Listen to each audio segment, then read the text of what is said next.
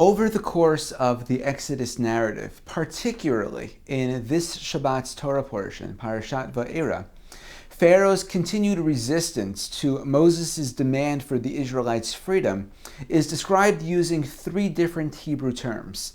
They are kasheh, Pharaoh's heart is hardened; kaved, Pharaoh's heart is heavied; and finally chazak, Pharaoh's heart is strengthened or reinforced. Rabbi Samson Raphael Hirsch, a 19th century German commentator, explains that the first, a hard heart, is one that's convinced of its correctness, such that contrary narratives cannot even penetrate.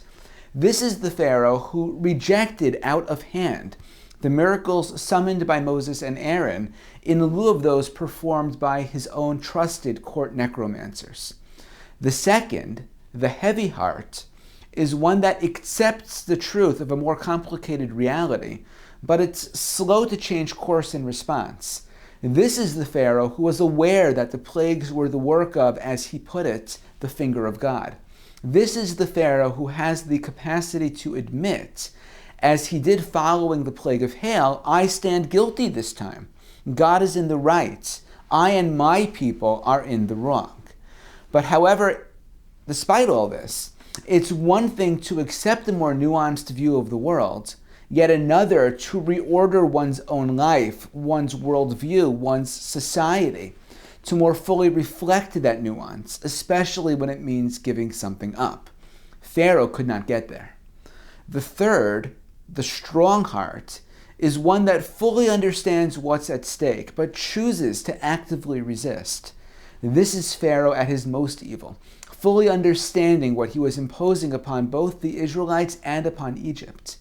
Still, Pharaoh obstinately hopes to push back the bending of the moral arc of the universe by sheer force of will, or go down fighting. Pharaoh's spiral from one stage to the next serves as a cautionary tale for each of us.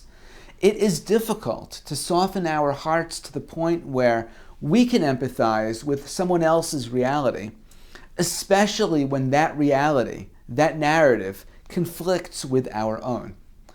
But then, we also tend to find that it's still easier to hold those multiple truths in our minds and our hearts, even to admit guilt or responsibility for the pain others experience, than it is to actually do the work of reconfiguring that status quo that we may find comfortable, safe, or familiar. With Dr. Martin Luther King Jr. Day observed this past week, consider the great deal of progress America has made since the days of the Civil Rights Movement, but also how much resistance there still is to continuing that slow march towards full racial equality. Dr. King summed up this tension back in 1962, quoting what he referred to as a slave preacher who said, "Lord, we ain't what we ought to be. We ain't what we want to be. We ain't what we gonna be. But thank God, we ain't what we was."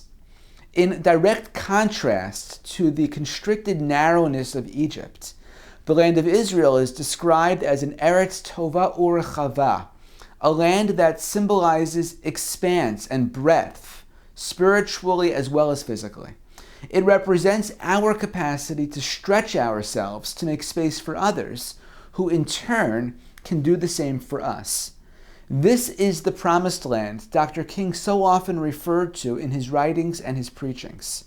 This was his dream, as yet unfulfilled. Shabbat Shalom.